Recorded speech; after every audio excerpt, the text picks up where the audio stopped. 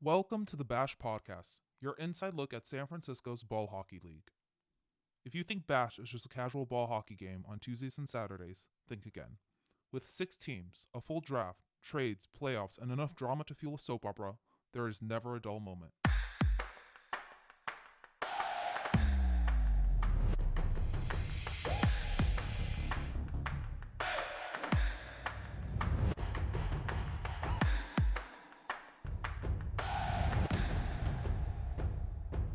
Thinking about joining? Drop by a Tuesday pickup game and make sure to keep an eye out for registration for Summer League in late April, early May. For more information, click on the link below to join the Facebook group, or send an email to sf.bash.hockey@gmail.com to get on the mailing list. Bash is always looking for new players. No experience required, however, highly recommend dropping by a Tuesday pickup to see if it's a good fit for you, and to meet some of the players. Welcome back to the Bash Podcast. I'm Jules. I'm almost through my first season as Basher. I'm joined with the regulars who were on the first episode, and if you missed the first episode, go ahead and check it out. It should be out by the time this episode is posted. We're joined by Charlie, and he really wanted me to read his intro again. So he's the current captain of the Seals, defending Bash championship. This is Charlie's 7th season in Bash. In the previous 6, he's won the scoring title 5 times, won the title 3 times with 3 different teams, and played a net for one of those teams in the playoffs. He's currently first in points and in first place. How are you doing, Charlie? He's bitter. He's bitter that he did not win the playoff MVP in the 22-23 season. He is bitter. That's how he is. So I started when that intro happened. My head was like on the desk because it's just way too long. I want to go to sleep. Now I'm laughing. Thanks, Neil. You're Appreciate welcome. that. He specifically spicy. asked me before we started recording to read that, so... No, I did not. But who should have won the MVP was Anthony San Rocco, the National Ball Hockey League commissioner. Yeah. But he left early. Yeah. He left early, and he sold the Seals down the river. I was really relying on It's a great him. song, by the way. Yeah. I like that song. Okay. Sold the Seals down the river. Mhm. We're also joined by Chris, 10th year in Bash championship, winner of best goals against twice and best goalie, and first year as commissioner. How are you doing, bud? I'm doing great. I'd like to change my new intro. Can it be 3rd grade, 3rd place champion free throw contest? Okay. Yeah. Send me an email and I'll Yeah. remember that. And we're also joined by Neil, 13th year in Bash and 6th year as commissioner. By the way, this is the last time I'll be reading all of their intros because you should just go listen to the first episode. But how are you doing, Neil? I'm doing awesome. So we're picking up from episode 1. We ended episode 1 talking about the 2 teams, Black and Purple, who unfortunately didn't make the playoffs. But I did have a question about Black that I wanted to ask. Is Black? dun. Yes. Is Black better Land Sharks. with Nick Peterson in net or out of net? Jules, you go first. I don't know who's going to score for them, though, if he's out. Eric Crawford. I'd say they're better with him in net. Okay. You guys? I mean, Eric Crawford is extremely good in goalie. Peterson likes playing out. At this point, why not let that continue? I mean, Petey gets to play 6 games a year? Yeah. Just hope he wins all 6 games at that point. That's what I was going to bring up, where it's a little bit of a tough one because obviously you can't, let's say in the playoffs, you can't get him behind net, or in net rather. He's honestly shown some solid scoring ability as forward. So him outside, playing out. Let's go with it. Hot take: Crawford's just as good as Petey in goal. Not so hot. Not hot take. Yeah. I think it's their talent level is as close as the rearview mirror shows you. Yeah. He stole some games against us against Blue, Teddy where he Hart literally nemesis. did cartwheel saves, and I hate him for that. But I love you. Good job. All right, ridiculous question next. If Bash was on a Netflix show, extremely popular, everybody knew about it, whose goalie would sell the most jerseys? There is a right answer. You think, Kenny? I don't know. You know what? First blush, I was going to say people are going to go for the underdog, Chris Tryon, and it's not the starter. I was going to say Chris Tryon. Because if you've seen anything about reality shows and all that jazz, you got to have characters on there. And I think Shut up, Chris. I love you, bud. and I love So I got my cat from Chris Tryon. So thank you, Macho. I love you. I'll be home soon. So yeah, I'd go with the dark horse there. Charlie, you got someone before I tell you what the right answer is? Oh. Ian Hawking. It's James. James. It would definitely be James. So I When thought you were people- going to say me because I'm an egomaniac. No, it's James. James is beloved. Like you meet James. James has been on every. People love James. It's a solid last name, too. Yeah. Really. So you're all wrong. That's the Okay. right answer. Yeah. I'm telling you, people, and it would be one of those situations Pop where quiz today. I didn't know that, Neil. there you go. Not fair. Like when Jagger was at the end of his career and he would go play somewhere and there'd be like 10 guys The in the 5 different stands. teams. Exactly. That's what it would be for James. He'd people would show up like at the top of the lick, like looking down with all of his different jerseys on. Shout out, he The also Traveling Yoggers, is that what? Yeah. the traveling Yoggers. Yeah. Yeah. Shout out, James also has the best gear, best gear. Fits any color scheme, whatever team he's on. Love it. All right, so let's talk about the teams that did make the playoffs. We'll go from the current standings. Let's talk a little bit about Red. So Red, obviously, awesome regular season. Disappointed about how things went in the playoffs. This season, they're either them or Blue are going to be 3-4 here. Talking about their season, Jared Hatfield may be up for Lady Bing. He's got 1 penalty. Interesting. Just throwing that out there. Okay. Received. It's a team they've been an interesting team to watch. I don't see Jared as Lady Bing, but sure. Well, we can table that. I will mention, I remember they started out the year rough. I think losing maybe a couple of games, maybe 3, and then they went on a tear. I think we're on 6 straight. At least 6 straight. Yeah, where you could not find any weaknesses. And a real, I think, bright spot, Ishan in net really has propelled like his play and really helped out Red, the no Regretzkys. Stolen a few games. I've seen him in person against White, the Yetis, and just other teams. So, I think their squad, you might hear this a lot, when they're at full strength, they can go toe to toe with any team. It's just a matter of some bounces. So they went what? 0-3 to start the season? I believe so. We can, as secondary stat man, let me check that out. Yeah, no, I mean, I'm trying to remember, but like looking at their team, they have so many players from the start of the season until now that have significantly improved. Not only that, like I think most improved player, like Yeah, they went Austin White, right? Yeah. Last year, Played great. yeah, on the Yetis, got Rookie season, right? yeah. Good, decent season. Now this year, like they've been down a lot of games with a lot of players. He's played a lot of minutes. Like he comes every Tuesday. Similar, Connor Murphy, Tony Fowler, all these players are coming on Tuesdays. They show up on Saturdays. You have Will McInnes and Feather and Jared. Shane. Yeah, Shane's been hurt most of the season, I think, but they have a great squad. Otar comes in, like steps in the court. Yeah. Maybe plays or doesn't, right? Yeah, Like he's they're going to be the a wild team to card. watch, right? Yeah. I think you mentioned with Austin, just like a little side note with how when he came to the league, he had been a few years removed from playing. So It was one of those things that we mentioned in the first episode as well, that some of these players that either have played ice or not used to the particular style that the Lick plays or offers, just takes them a few games to really like figure it out, get some reps, and then you feel a lot more confident. And when you have confidence, you just play outside of kind of your capacity. It's great to see that. Yeah, and Kirkland's Spector in goal has been good. I think Green's played Kirkland in goal 3 times or 2 or 3 times, and every single time, 40 shots. He's good in goal. Another great hockey name, left off the nomination list in the Lickies. Anonymous poster. I don't know why you didn't add him in there. Yeah. But you also have like Zeph Coe on that team. Like, another great rookie. Yeah, great rookie, right? Brother of Theo Coe, who's a Basher alum as well. So I don't know what those Coes are eating, but they're eating something all right because they both run.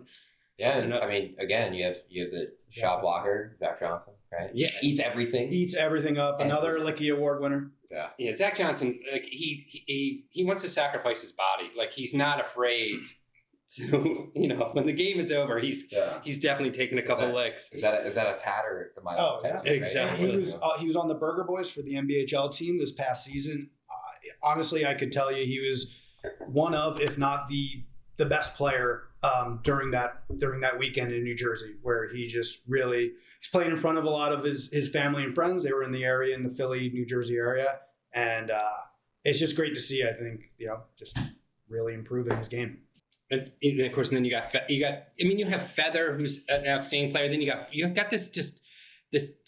You have Broglie there. You have this group of players that are not necessarily. You're like, oh my God, I'm so worried. We have to. Oh, I'm so worried about Brian Austin. We got to cover him. You're not necessarily saying that about Brian Austin, but the game is over. Then you look at the score sheet, and somehow Brian Austin. There you go. He's got a goal in the playoffs for you. He's got an assist there for you. And then you have Chapados, Chapados is like a lunatic running around. He shows up at the lick. He's not smiling. He's like, I'd rather be at work, crushing pivot tables or something, but he gets out there and then he's in the crease making things happen. So that you have that Red, you have all these personalities on Red where Jared says I want to play with guys that I like. I want to play with guys I enjoy playing with, there's no reason not to think that this Red team could win it all. Absolutely. I think any of the top 4 teams can win it all. I think that's one of the greatest things about Bash this year. And sadly, bum block out of the playoffs. They could have got into the playoffs. They could have also won it, right? And having 5 teams in the league that can win is great. Absolutely. I think when you have, as you mentioned, Jared, you have all of his years of being on championship teams and kind of knowing how to go and a lot of captain experience. Add Will McInnes. And Shane Murphy. And it's a team that has a distinct style, and their whole team really buys into it. And it's a solid team that you can't sleep on. You really have to grind them down to get some goals and to get some advantage. And you have Joji and Jonathan Gregg, who've played in Bash for years. JC, slap pass city, man. All right, so let's move to Blue. Now, Blue, by some respects, are the team to fear in the playoffs that I've heard from. Go ahead. No, I'm good. I'm waiting. That we've heard from many. When you talk to a lot of other people, Blue, they're tough. I mean, forget about their top line, which of course, obviously, their top line's it's fantastic. But you talk about Bash. It's fantastic. Yeah. It accounted for, I think I'll have to check the stats, but I think over 126 points. It's insane. Again, anonymous poster, good job. I think that was Green's. Yep, you are correct. That's Green. Oh. Green is the 126. We're probably, I think they're maybe 70. No, John Quick has 38 points. Teddy has 36 points. John Quick Zach has 20 points. And then you have Fabish in there, who's not even on that line, and he has 23 points. So they're a powerhouse offense. I kind of said this off the air, you can kind of see game plan against any team, but with Blue, it's really you have to hope that your team is able to weather the storm against that top line from Blue and be able to produce more, get inside the head of that goalie, that nutty goalie, back there. And if you're able to get one through, you better kind of, as the Land Sharks always do, you hunker down, you protect the house, and just hope you can survive. But then, go ahead, Charles. Yeah, no, I think the league might wonder, and I wonder. It's very similar to you winning the championship on the Yetis, right? Uh-huh. Yetis first line, Dan Roddy, McCann, and Fabish, right? Yeah. Fantastic being able to produce that is very similar to your team. You're the goaltender of that team. You're the goaltender of this team. It's very similar potential. Yeah. But let's talk about possibly the best looking guy in Bash, Steve Chris Minch. Casilli. What? Close, Steve Minch. Oh. So here's the problem with Blue. One of the problems with Blue is their second line. You have Fabius Minch and Andy Pratt who come at you. So you may think you get a break, but Steve Minch is he's just a playoff producer. And then you're like, okay, well, Fabish is a top line guy. And then you're like, well, what are you going to do? Just leave Andy Pratt hanging out there by yourself? And next thing you know, it's Andy Pratt's oh, wow, look, Andy Pratt's got a hat trick. How did that happen? Like I said, you have to weather the storm. But when does the storm stop? It doesn't. It's constant. It's ongoing. It's perpetual. You have to build a defense that can stop their offense, basically. Or you just throw it back into their Similar to Red last year. Or you do that. Yeah. Look, you have to try and wear them down on the other end. At the other end, really just kind of frustrate them as best you can. Play a team defense. Don't play hero ball, so to speak. And it's something that you just have to make sure every person that's next to you lined up on your side of the line is playing for everyone and not just for themselves. So if you get that, you can beat even the most insurmountable odds. All right. So we didn't really give a lot of lip service to the first line, but I think everybody knows how good the first line is in Blue. Oh, from my vantage point, it's wild, especially seeing what Teddy Hart can do, where he's just dangling in a phone booth. He'll even dangle like through someone's legs, put it out like in space, and be able to sort of make an acrobatic move to get away, get the puck, ball, whatever, make a quick deke release, boom, in the net before anyone really knows what's happening. So he's played hockey before, is what you're saying? Yes, I believe former AHLer, right? ECHLer, yeah. Okay. He played in the ECHL. Yeah. Shout out Teddy. Yeah. He's in incredible shape. I mean, I don't know how old the guy is, but he's obviously in incredible shape. Runs. It's quick. Yeah. Can we just keep it like dead silence for a bit so it's like real awkward? No. How about Teddy Hart? This is tripping him. He needs to be on the Bashers. Oh. That's what about that.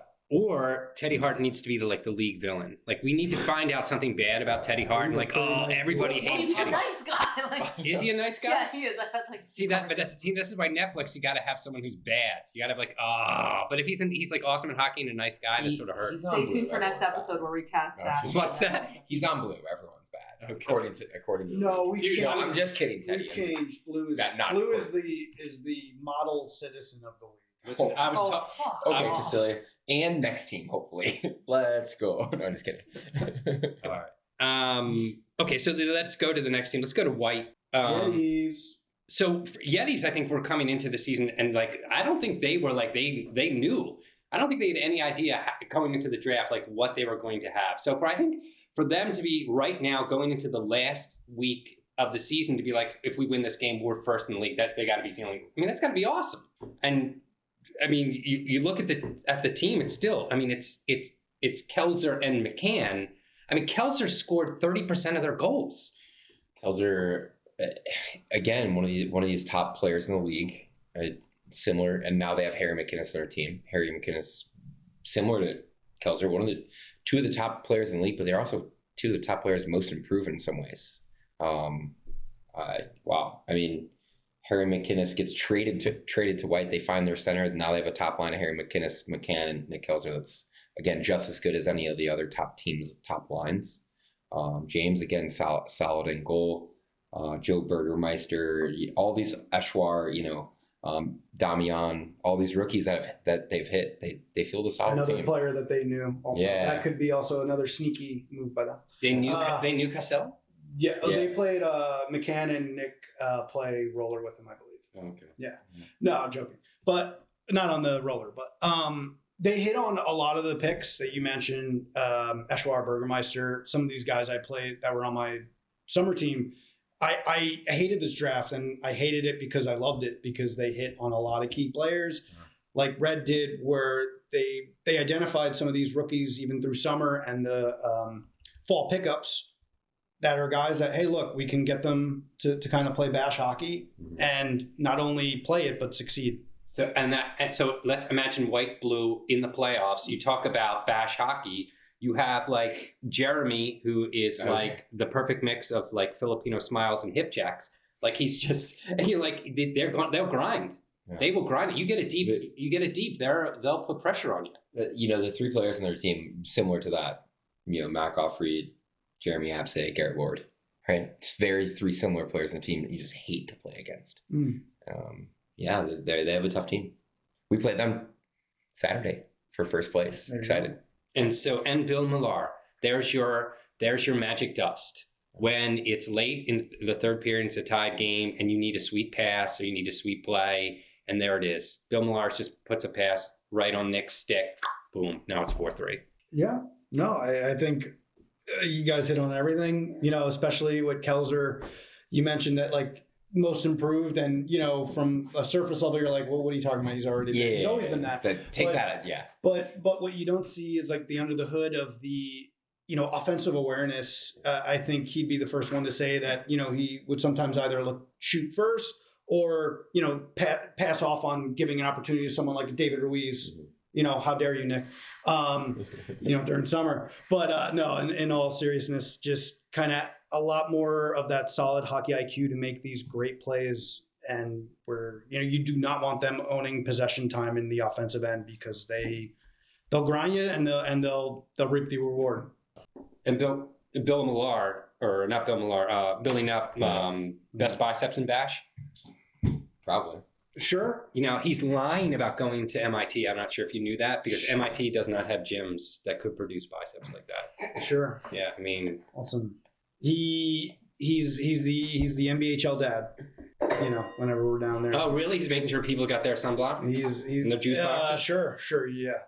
No, love Billy Knupp. We obviously love Billy Knupp. Also a commissioner. He's a commissioner because that's why he's always like Neil. If you go away on a weekend for Bash weekends, and you want to have a good time, Billy Knupp's going to be in your house, your Airbnb. Oh, yeah. And see, this is important as we sell Bash. There'll be links to like Bash photos. You can be like, who's Billy Knupp? You can go to the Bash photos page and just Google Billy Knupp and get a photo and be like, oh, that guy does have big biceps. Sure. Wow, that's interesting. And he went to MIT? Oh my God, the guy's a total. I guess he only works his glamour muscles, Yeah. That's good. All right, so last. It's not true. I know he's. That is so jacked as fuck. Let's go to the team in first place, the Seals. Oh my God, let's talk about the Seals. Can we talk about the Seals? There are 3 Seals at the table. And one. Charlie, how did we finish in first place? Can I not talk just like for one of the questions, Neil? Like, can you reflect on your own question? Okay, so let's talk about it. How did we end up in first place? Well, I would say that we had the 2 preeminent offensive players in the league, and yourself. And I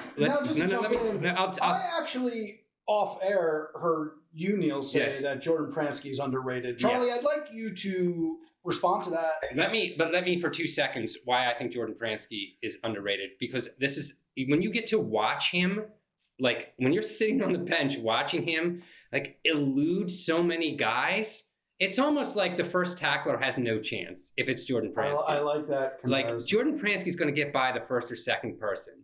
And then the next thing you know, like it's like a 2-on-1 because Jordan Pransky does so much, like blue line to blue line. Like it's really a tight space, and he's kind of a magician.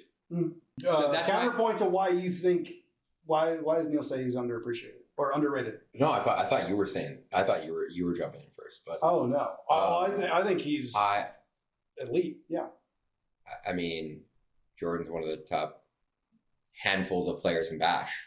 I'm extremely thankful he's on our team. I have extremely great chemistry with him. He does some of the things that I will never be able to do. And thankful to play on his line and produce, and last year win championship with him. Underrated. I don't necessarily think he's underrated. I think everyone knows who he is, but I think, because we play together, everyone associates him being able to do things just because maybe of our team. No, Jordan didn't do all of that. He did all of that the year I was not on green, or, when San Rocco wasn't there. But yes, like anyone is better when another good player is playing with them. So there's no way green wins the championship. End of podcast. There's no way green wins the championship if both of you guys aren't there. Oh, wholeheartedly. 100%. Wholeheartedly agree. Was that a hot take?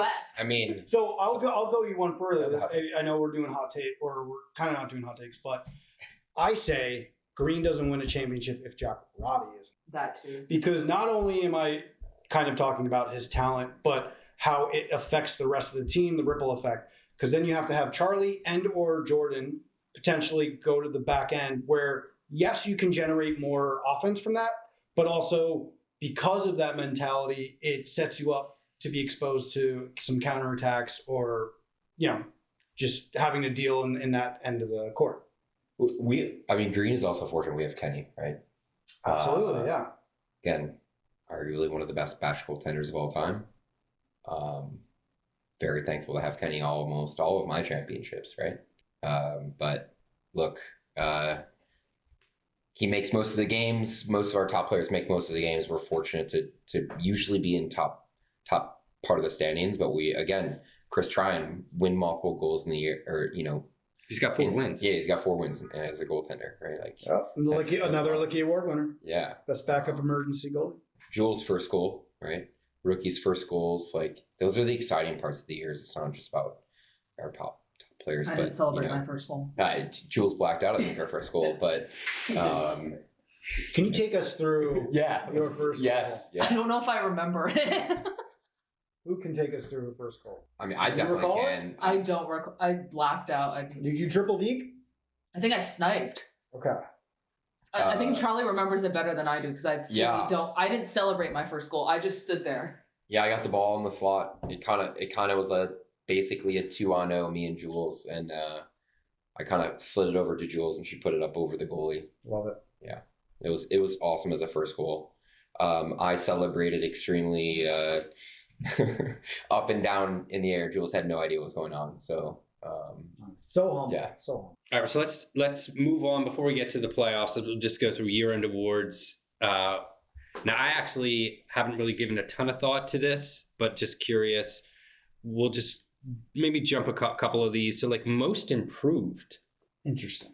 Yeah. So let's just move on from most improved, because I have no thoughts on most improved. I'll just say that White. it's Yeah. Austin you mentioned White. it. Super I was easy. going to bring that up. I think it's always a tough one because in years past, it is hard to kind of properly gauge that, right? But you look at some of the guys. I think, like you mentioned, Austin White. As I scrambled to think of some other people, All right. So, but I think it's tough because I think a guy like Alex Serdan, who's a defenseman on the Rink Rats, he has played exceptional. He's had to play some big minutes against some big players, like a Kelzer, like Charlie, Pransky. And while, the points don't show it, the in-game experience really, really relates to how much, he's improved with a lot of coverage, minimal breakdowns, all that type of stuff where he's a defenseman I can rely on. Granted, if you're not going to get points, so be it. But I'd rather, as a goalie, there's nothing better I want. I like Max Ratner on green. Unfortunately, he got hurt a little bit, but he made a lot of games during the first part of the season.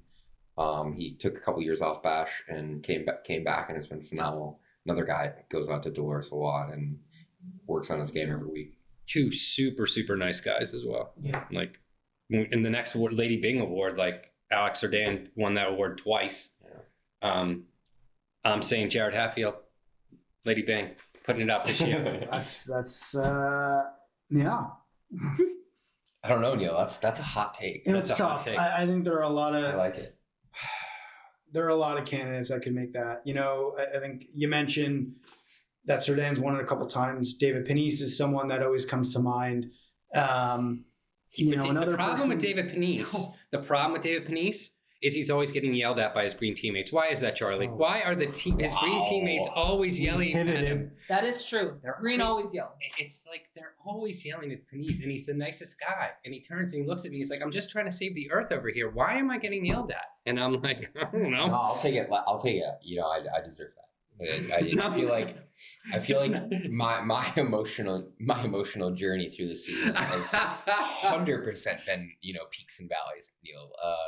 I have 100% tried to change myself over the last couple of weeks, try to be calmer during our season's end of the season swing. Listen, I'll rattle off. Credit to Charlie, actually has done that. So I'll rattle off some names. You got Sergi. You have Fabish. I think there's just so many really nice guys and players in this league. That, I think Fabish has a dark side. You know what? I hope it comes out in the playoffs and it leads us to victory. Yeah. How many penalty minutes does Fabish have? You know what? Let's find that out right now. But while we do that, So we'll move on to the seventh man. Whew, that's a tough award this year. There's so many. So good I go top right off the top of fives. my head. I don't know if You could do he Fabish is on again. the first line. No, it was Zefko. I'd say right now that comes to mind. He hell of a shot. He beat me on like a blocker, roof job. That was just okay. That's what you got going. All right, dang. But he's just been a solid player from start to finish. Fabish, 0 penalties, by the way. Yeah, Of course. that's It's how the truly evil ones do it. It's so hard to measure seventh player. Wolf in sheep's clothing, eh? Yeah, I'm just kidding. I will say it's hard to measure seventh player. There's so many different. Nick McNabb for the Land Sharks. I'd say someone like a like from my team, Yeah, Lamb, yeah. Luke Carter. Oh, These are yeah. solid like glue guys that can really elevate if need be, or just kind of fit in a spot if necessary. Like he has definitely done a solid for us where he's played a lot of defense where he's normally a forward, but sometimes attendance kind of dictates how you want to kind of slot your players. So I definitely highlight him. All right, so let's go to best rookie, and let's take Hart out. Who's the best rookie if we can't have Teddy Hart? Yeah, it's a tough one. I think you can clearly make a case for Sam Knapp, Rafi Hodder. Those are the kind of the top two that really come to mind. And to be honest, a lot of the rookies here, like Zefko, can make a case for him. But I'd say it's down to Sam or Rafi for sure. I mean, how challenging is it going to be for a team like White and a team like Black, their captains, to I only can give 3 rookies. If you're Black, like Rafi, Igor, Nick, and the kid from Boston whose name is slipping my mind. Frias. Yeah, and then they also have Jesus, come on, Neil. Kevin Schnell, who at times, I'm not sure if he played the 10 games like he. Yeah, I think Casilli remembers him for a couple weeks ago. Yeah, is that the OT? He scored an OT? Yeah. Oh, that was him, huh? Yeah, I mean that. Yeah, no, I remember other things, yeah. Yeah, I mean that's to me as Played 9 games. it's unfortunate. Well, maybe hopefully he'll come. But on his Saturday. last 4 games, he's had 3, 4, 6 points, 4 goals, 2 assists in the last 4 games. Yeah. So it's impressive. Yeah. So it'll be one of the great things about commissioners is that for the season end awards, the captains give in their top 3 choices for each award, and then we as commissioners get to decide how many actually will go on the ballot. And so there was one year for 7th man, we put 19 people on the ballot. And one of the captains complained and said you can only do 4 or 3. And we're like, the hell with it. All these people deserve recognition. We didn't have anyone. It wasn't like 3 people were running away with it. And we just had such a great class. And I think we have an incredible rookie class. Absolutely. Yeah. I wonder if in future we make it just a write-in. Meaning? It's blank. There are no technical nominations. Okay. So go ahead. Yeah.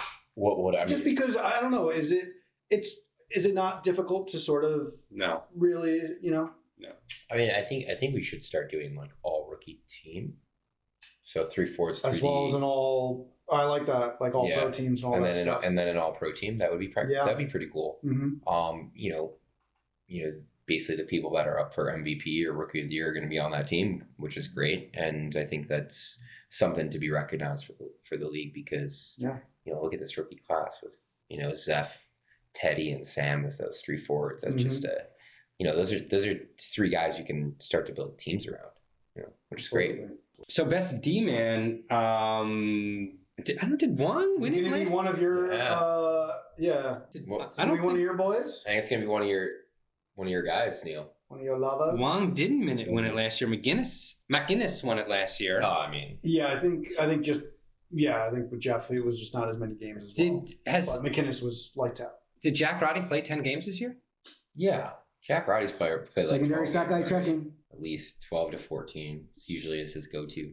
Yeah, so he would be. But Jack Roddick's played 13 games. Yeah, so I think has 11 points. Yeah. I mean, again, Jack's one of those players where he's the first outlet pass. He doesn't usually get that assist, but you notice him every single time he's in the court. He's the transitional guys, keeps the ball, and he's great. But yeah, he should be up Will McInnes again. Honestly, Will's up there.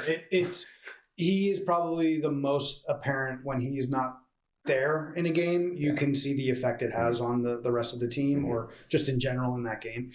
Similar to Bobby Pardini on block. So I would say, Yeah. Guys are monsters out there. Yeah. Control the game. Yeah, so I'd say Will, you got Jack Roddy, and then if we rolled out a third one. Jeff's played how many games? I don't think he. I think he's played more than you would think. I think he's played at least maybe seven or eight. Jeff's played 10. Nailed it. Oh, there you go. I nailed it. And Eddie Parsons is a guy who probably won't make the cut, but Eddie Parsons had a good season for Purple. I mean, he did. He had a good season for Purple. Mm-hmm. He's out there, you know, sometimes Purple doesn't, you know, you're short guys. You only have two guys. You have two guys on the bench or something, and you had to have someone to control things from the back. And, I mean, you know, Eddie's had a good year. Seventh man. And you can play him anywhere on Well. the court, too. If you need some draws, Hey. you know, on the offensive end. And Hilbich as well. Like, Hilbich, sorry.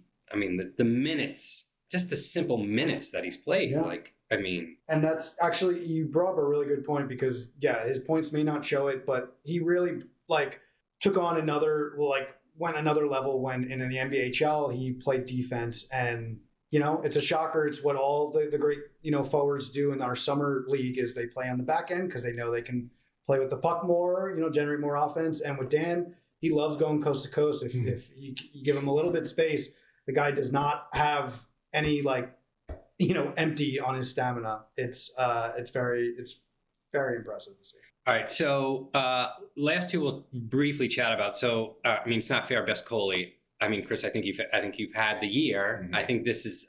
I mean, you look at the statistics. I don't think you've got how many Please, wins? yeah, look at the statistics. Your goals Please. against are under 2. Your save percentage is like Yeah, here you 94. Like, is this your statistical best year? It might not be actually with the goals against because I think I might have had like a sub 1.8 with the Yetis, but that was, I think, and not to take away from this year, I think that Yeti team was insane on the back end too, and this team as well with the Rats has really helped me. But yeah, no, I think honestly I'm seeing it a lot better. You know, and yeah, I'll have my moments of some rage, but I think I'm able to channel that sometimes into saves and not some whoopsie daisies. You know, I think one of the greatest parts of your season so far is whatever your rage and whatever that is, but like you've kept it together the whole season, only having maybe 7 to 9 players on average every game. And that just rotates to whatever players show up every game. yeah. And so, like, you know, that's props to you. I understand you guys had a great draft. And you had so many players and all that stuff, but that doesn't matter when it's only 7, 8 guys every week. Sure. I mean, there are games we've stolen. I think I don't have my stats up, but you know, I think I've had a run of like maybe the last 6 games where I've only given up 2 or less, and I think any team is going to take that. If your goalie is only going to give up, or we're going to as a team only give up 2 goals, that gives us a chance to get more wins than not. Was the low point of the season for you giving up a goal to me? Was that the low point? Say again? Was the low point giving up a goal to me? Was that the low point of their season? No, And you're like, holy shit, did Neil Cross just To be score honest, again? no, that was a hell of a backdoor 1T. I pride myself on trying to make those acrobatic saves, or at least reading that stuff.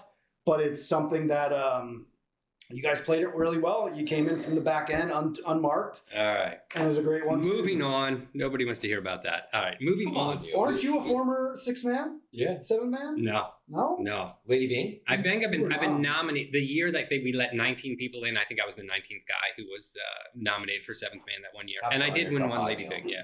Come on. But MVP, all right, Charlie. Well, sorry.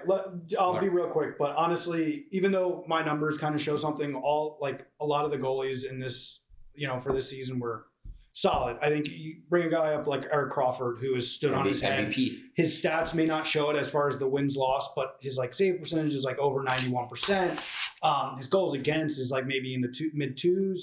He's another guy that unfortunately, you know, won't get maybe the nod or accolades just because of how the team performed or, you know, how overall. But my God, he had a great year. Ishan Tiku had a freaking hell of a run. You know, hot and cold kind of like season in which he would just be lights out. And even though if the numbers don't, you know, relatively show it, boom, solid season in net for Red.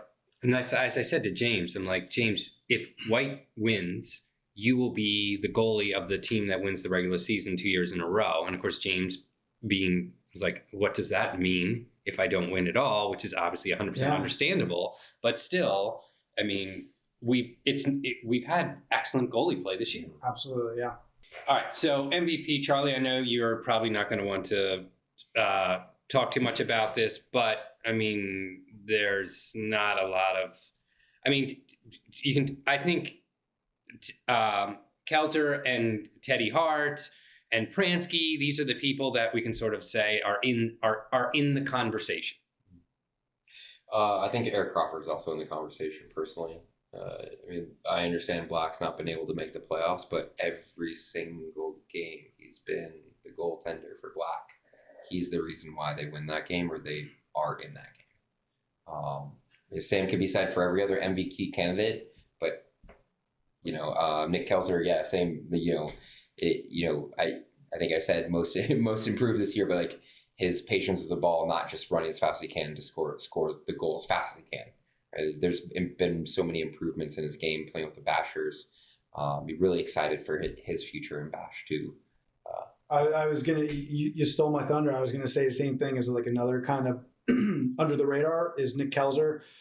Again, we've touched upon kind of the improvement. I think what we haven't really noted that I've seen in other games as well is his defensive effort, back checking, and even if he's a winger, he is still like trying to be the first man back with his speed. He is a terror at both ends and can create a lot of disruption.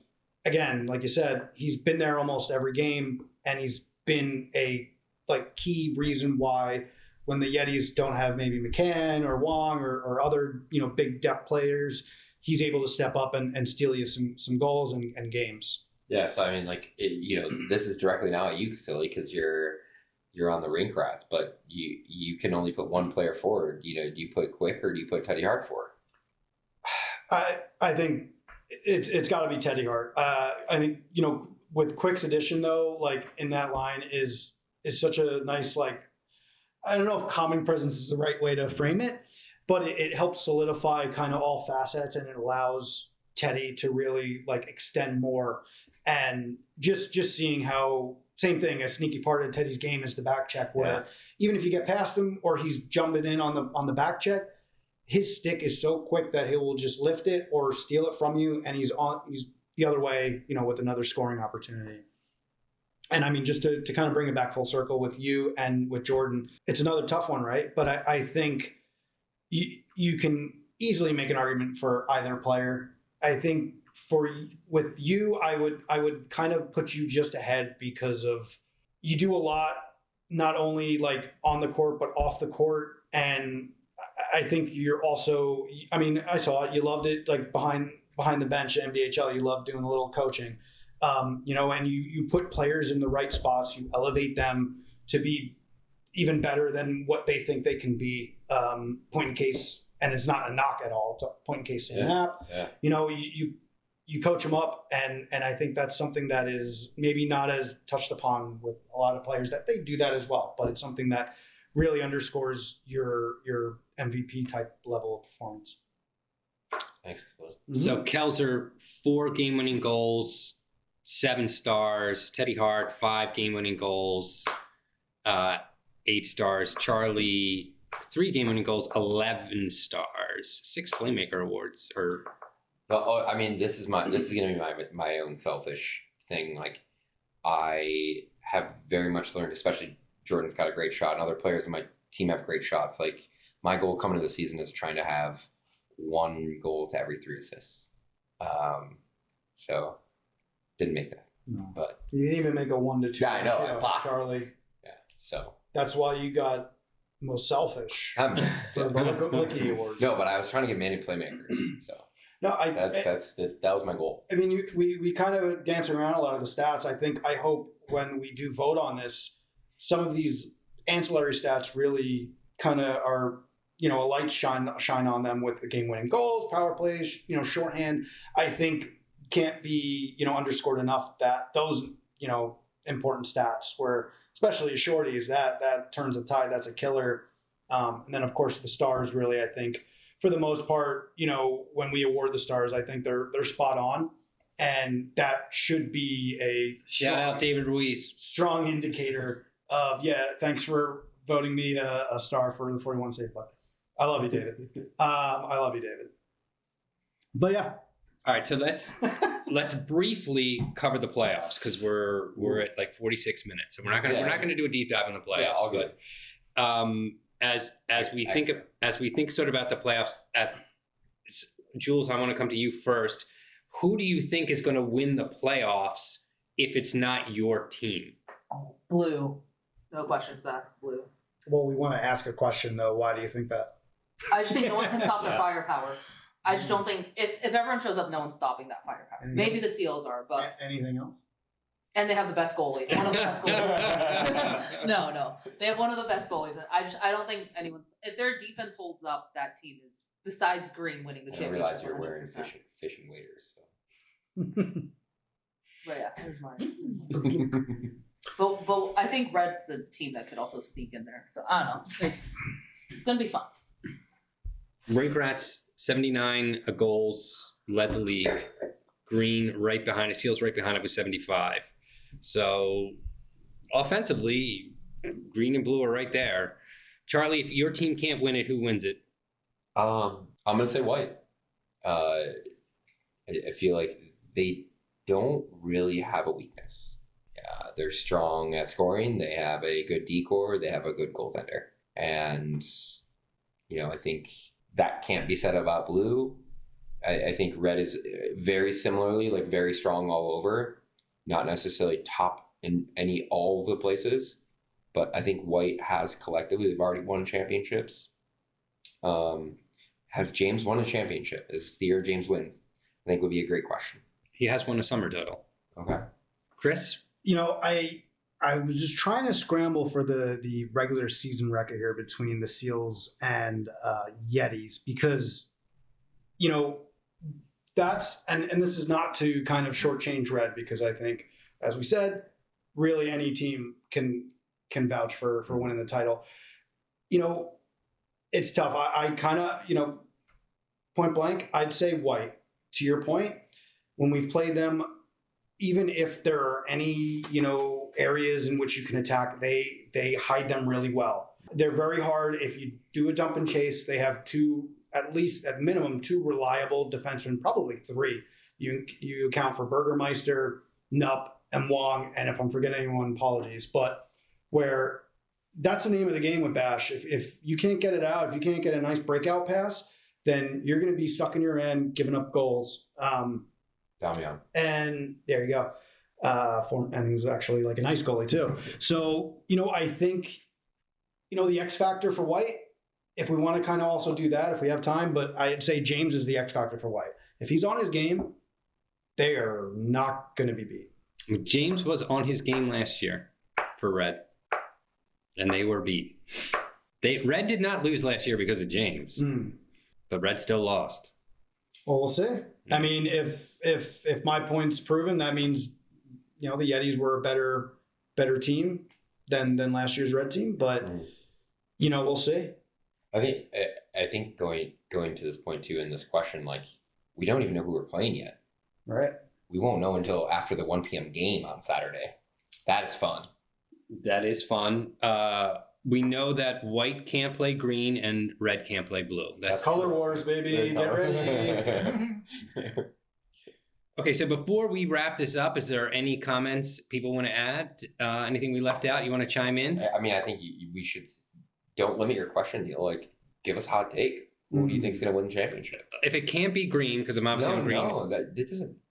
No. So then I would say if it can't be Green, I would go with Blue. But I would think it depends. Green's key to success is how much playing time I get. So the more playing time I get, the greater chance of loss. So if I'm on the bench a lot, I think Green has a chance. And honestly, it always comes down to attendance. You think of those black teams with Brian Gornick, where how many playoffs did Brian Gornick not show up and Black thought they were going to do something in the playoffs? Like it's so key that you have your key people come in the playoffs. Like but I think I think most teams are going to have like their stars. So I think it's going to. Last year, I was sitting and I said, I think these playoffs are going to be awesome. And Jared looked at me and he was like, I don't think so. And which, of course, he would say. Why wouldn't he say that? But I think once again, I think this year, I think the playoffs are going to be kind of awesome. I think the blue is, if someone can figure out how to stop blue, then that's going to be the team that wins it all. But I think green's got the offense to do it. I think red's got the defense to do it. Green also has a really good blue line. Like, yeah, one of the best in the league. yeah. So I'm not just saying that because I'm on that team, but like every team, when you have Max Ratner and Brandon Harrington as your third pair, you're fine. And also, we haven't even highlighted some of the other Green's depth pieces. Like they also have Stengel. Meaner Patel, who is like a Swiss Army knife, dangerous slasher. And I mean that in like a basketball term, not like slashing. But yeah, I think, it's something that we'll see. It'll be spicy. Biggest question still, is Eric Appel coming back to Bash? Oh. We waited this long to drop his name. He's got to be happy about that. Well, Go Blue Shirts. Also, shout out to Stengel because he's literally 4th on the team in scoring. So talk about a Swiss Army knife. A guy who does not get rattled. Unreal on D. Yeah. Plays for the Sin City Shiners.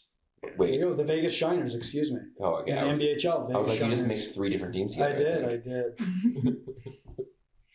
They'll be happy the Burger Boys aren't there this year. Well, a shout out to Jules for putting this all together. Thank you, Jules. And if anyone is really interested in perhaps being on the podcast in the future, please reach out to Jules or reach out to any of us or the commissioners, and we'll get you in touch. But thanks for taking the time to listen, and thank you guys for taking the time to be on the show. Loved it. It was fun.